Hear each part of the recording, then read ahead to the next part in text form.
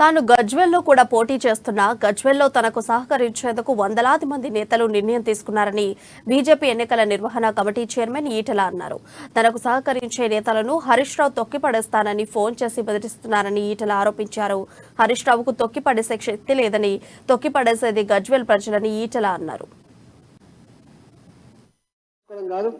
వాళ్ళని నిలబెడుతున్నా వీళ్ళని నిలబెడుతున్నా అని తురుముకాలక మాట్లాడుతున్నాం.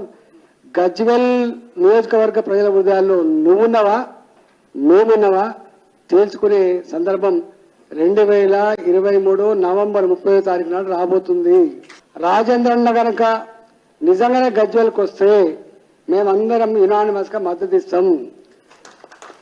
హుజురాబాద్ లో ఎట్లయితే హింస పెట్టినప్పటికి కూడా 6 నెలల కాలం పాటు ప్రలోభాలకు గురి చేసినప్పటికి కూడా వాళ్ళ ఆత్మను ఆవిష్కరించి ఇక్కడ గెలిచేది ఈటలనే, ఇక్కడ గెలిచేది ధర్మమే, న్యాయమే, ప్రజాస్వామ్యం అని చెప్పి పెట్టితే వాళ్ళ ఆత్మను ఆవిష్కరించి తెలంగాణ సమాజానికే కాదు ప్రపంచవ్యాప్తంగా ఉన్నటువంటి తెలుగు మాట్లాడే తెలంగాణ బిడ్డల ఆత్మగౌరవం ఎట్లా పెంచిందో ఇలా గజ్వెల్ నియోజకవర్గ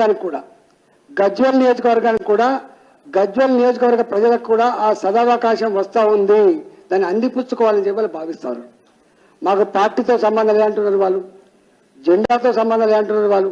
మాకున్న ఏకైక సంబంధం కేసీఆర్ అహంకారాన్ని, కేసీఆర్ దుర్మార్గమైన పాలనని, ఇలా కేసీఆర్ యొక్క నియంతృత్వ పోకడల్ని అరికట్టాలనేటువంటి సంకల్పంలో ఉన్నారు. ఇవాళ నా నియోజకవర్గంలో ఎన్నెన్ని రకాల హింస పెట్టిండో కళ్ళ ముందు కదలాతున్నాయి. కాబట్టి దీనికి కారకుడు కేసీఆర్. కాబట్టి అక్కడ ఇక్కడ ఎందుక నీ దగ్గరికే వస్తా, నీది మీదే పోటీ చేస్తా, నీ సంగతి తెలుస్తా అని చెప్పి గజ్వెల్లో నువ్వు అక్కడిక్కడ తెలుసుకోవడం కాదు, వాళ్ళని నిలబెడుతున్నా వీళ్ళని నిలబెడుతున్నా అని తురుముకాలక మాట్లాడుతున్నావు. గజ్వెల్ నియోజకవర్గ ప్రజల హృదయాల్లో నువ్వున్నావా మేమున్నావా తేల్చుకునే సందర్భం